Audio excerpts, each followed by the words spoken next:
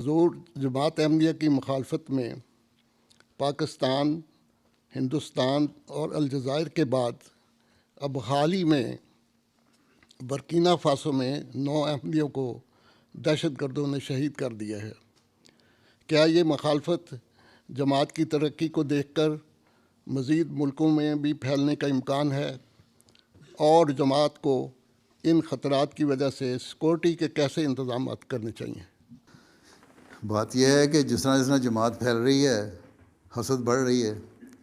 حسد بڑھ رہی ہے کہ اللہ تعالیٰ نے پہلی دعا سکھا دی ہے قرآن شریف کی آخری 3 صورتوں میں، اور جو فتنہ اور فساد پیدا کرنے، وسوسے ڈالنے والے ہیں، دجالی صفت رکھنے والے لوگ ہیں، ان کے خلاف دعا کرنے کے لیے۔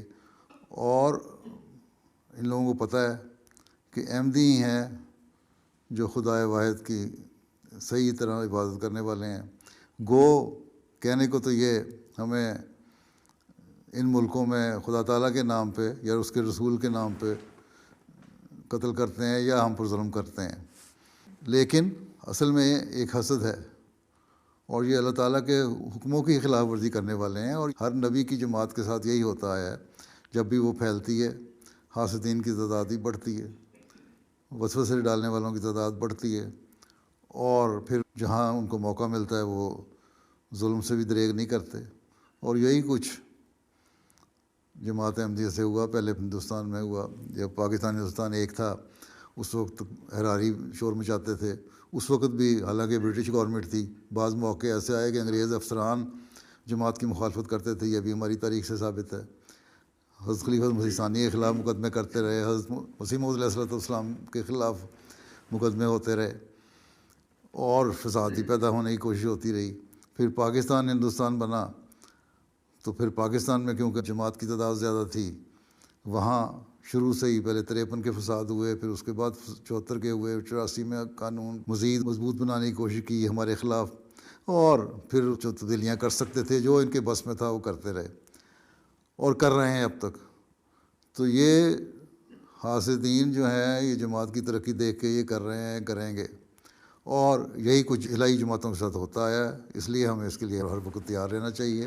ہندوستان میں بھی اب مولویوں نے آج کل سر اٹھانا شروع کیا ہوا ہے، آج کل وہاں بھی نئے سرے سے مولویوں کا گروپ جو ہے ختم نبوت کے نام پہ احمدیوں کے خلاف مختلف چھوٹے قصبوں میں جہاں تھوڑی تعداد میں جماعت ہے وہاں فساد پیدا کرنے کی کوشش کرتے ہیں یا مار دھار کرنے کی کوشش کرتے ہیں۔ کچھ اکا دکا واقعات وہاں بھی ہو رہے ہیں، اور اسی طرح جب باہر نکلتے ہیں تو باہر بھی ہوں گے۔ اور افریقہ میں کیونکہ اب جماعت پھیل رہی ہے اور وہاں پاکستانی مولوی بھی جاتا ہے، وہاں بعض عرب ملک اپنا روپیہ بھی لگاتے ہیں ختم نبوت کے نام پہ یا وہابیت کی تعلیم کے نام پہ۔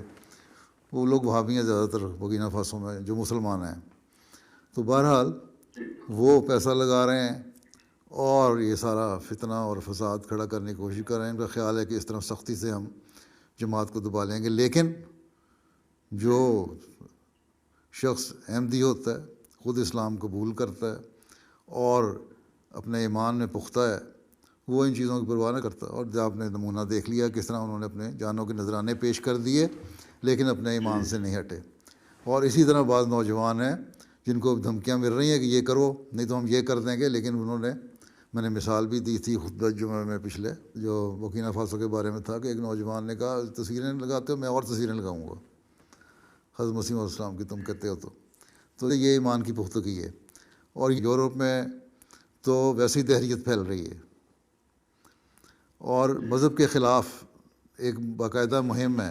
یہ جو آج کل ساری چیزیں شروع ہوئی ہیں، مختلف قسم کی حرکتیں ہیں، عورت کی آزادی کے نام پہ، مرد کی آزادی کے نام پہ، مختلف جینڈر کے آزادی کے نام پہ، جس کو یہ مختلف نام دیتے رہتے ہیں یا دوسرے ناموں پہ، گو بعض جگہ یہ صحیح ہے، لیکن جہاں مذہب کے ساتھ آزادی کے نام پہ یہ باتیں کرتے ہیں یا مذہبی تعلیم کے خلاف آزادی کے نام پہ یہ باتیں کرتے ہیں، اس کا مطلب ہے یہ دہریت پھیلانے کی کوشش کر رہے ہیں، اور بڑی یہ اسکیم ہے۔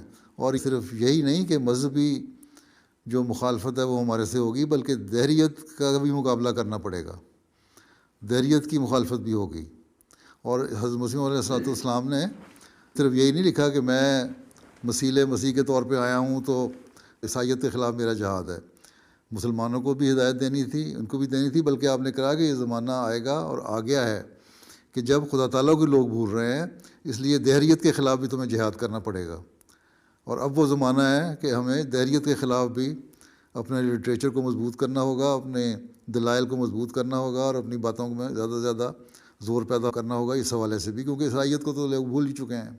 لیکن بہرحال یہ سارے مخالفین جو ہیں، مذہب کے مخالفین، چاہے وہ دہریاں ہوں یا اسلام کے مخالفین، چاہے وہ عیسائی ہوں یا کوئی دوسرے مذہب کے ہوں، یہ سب مل کے احمدیت کے خلاف محاذ کھڑا کریں گے۔ اور ہو سکتا ہے ایک وقت آئے جب یہاں احمدیت پھیلتی نظر آئے ان کو، یا مضبوط ہوتی نظر آئے، تو یورپ کے بعض ممالک میں بھی اس طرح کی مخالفت سامنے آئے۔